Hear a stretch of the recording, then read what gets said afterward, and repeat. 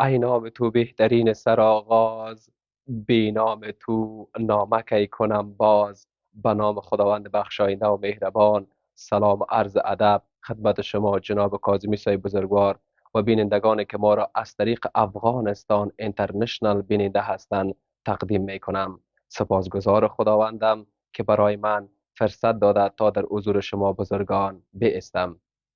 با استحضار می رسانم جناب کاظمی صاحب که ما برای نخستین بار در جهان یک چارچوب جامعه علمی پرکتیک تیوری را به عنوان یک چتر امریلا ارائه دادیم که تمام فدراسیون های مستقل بین المللی هر چند که تا به اکنون به صورت جداگانه عمل می کردند بتواند تحت یک نظارت علمی فلسفی جامعه قرار گیرد.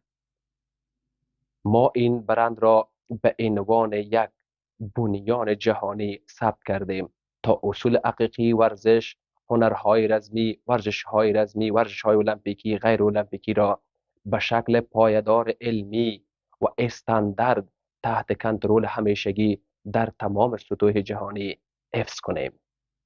آغاز برنامه ما مرحله به مرحله.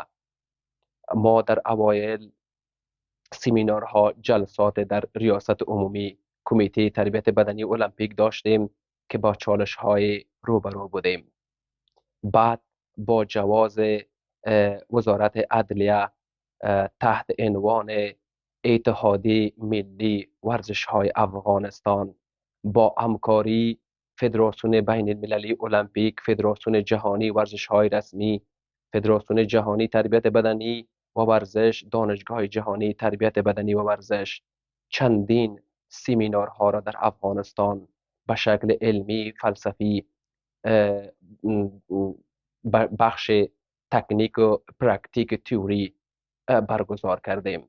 بعدا ما با همکاری با نیروهای پلیس و نظامی بخش قماندانی قوای هوایی افغانستان چندین دور سمینارهای علمی داشتیم. بعدا با همکاری فدراسیون بین المللی المپیک، فدراسیون جهانی ورزش‌های رزمی در ایران 3 دور سمینار برگزار کردیم که بخش هنرهای رزمی، ورزش‌های رزمی مدرن و بخش در حوزه های ورزش های محلی سمینارهای علمی و فلسفی داشتیم. بعدا یک سمینار مستقل در ترکیه داشتیم تحت عنوان فدراسیون جهانی ورزش. بعدا چندین سمینارهای در جنوب آسیا در زمین